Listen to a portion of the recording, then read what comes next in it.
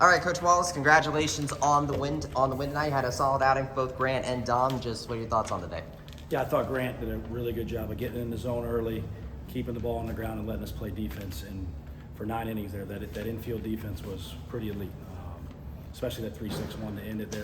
And then Lex, right away after the strike 3, like that's a tough play. He kicks away from Sonny. He's got to hurry and throw it, and that's an awkward play to start the game. And if Lex doesn't make that pick, like what's that first inning turn into? So I thought from the jump we were on it on the mound and defensively.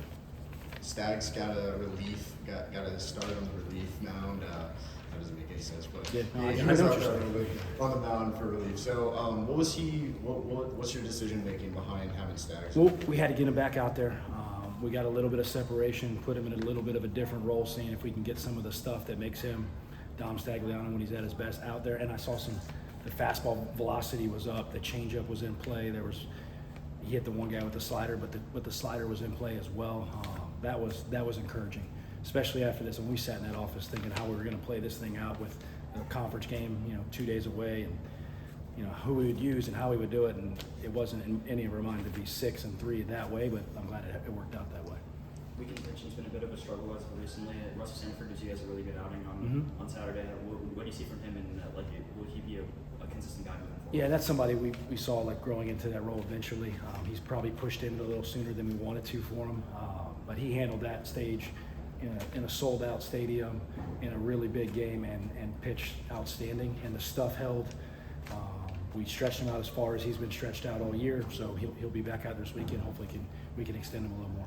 With the changes that you've made to the pitching rotation so far, what do you do with the pitchers that got the opportunity to start, but then you kind of put them back in the reliever? How do you kind of bring them back and work them through relief? Well, you're trying to pick spots to use them. Like Stag, I thought it was a perfect spot for Stags to go out there and get an opportunity under the lights with competition to work on his stuff, and he took advantage of that. And you look at that for everybody.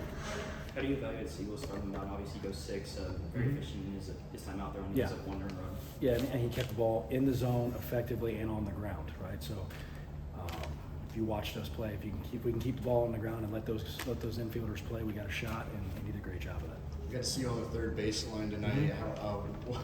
Why were you out there, and what were you thinking of? Yeah, I moved over the weekend. I was out there. I didn't feel like with all the stuff that I'm doing, calling the offense and some of the stuff that happens in the dugout, that I was doing enough to help the hitters, scouting report-wise, planning-wise, the stuff that Coach Lopez does really, really well. Because there's just so many things going on. I'm worried about the stuff on the field, not really the guy on deck.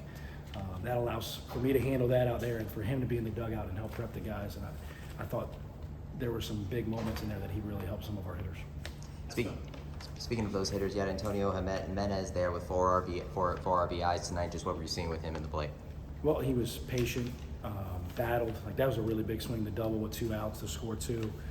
Down with 2 strikes and finds a way to hit the sac fly, and then we had first and second there with the left-hander and hangs in there, which was really a bunt situation where the score was. Just didn't want to take the bat out of his hand, and he delivered. Espinal doesn't get to start for the first time in a couple months now. What was the reason behind that? Just give him a little break. He's been really rolling a lot, like in there a bunch, and he plays so hard. He prepares so hard. Just trying to give him a little bit of break, let him sit down, catch his breath. And then he came back off the bench with a walk and a hit and looked like Espinal.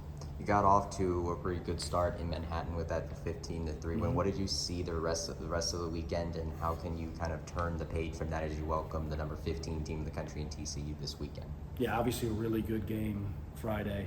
You're up 1-0 going into the 6th on Saturday with a chance.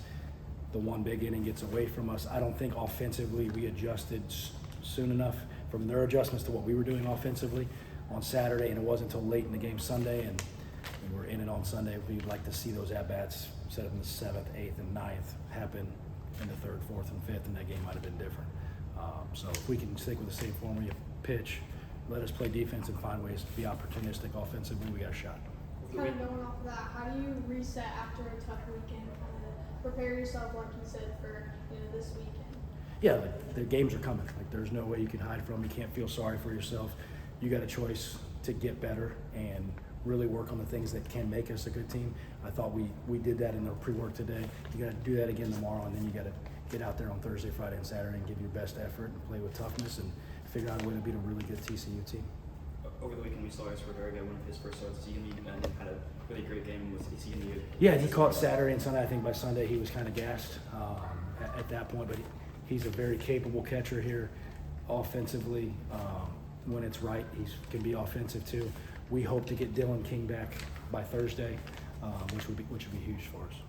So, are we going to see any more changes to the weekend rotation coming into this weekend? I mean, obviously Sanders for Sanders, Wickard. We'll figure out what we do from there. Thanks, Coach. All right, Good. thanks, Coach. Thank you.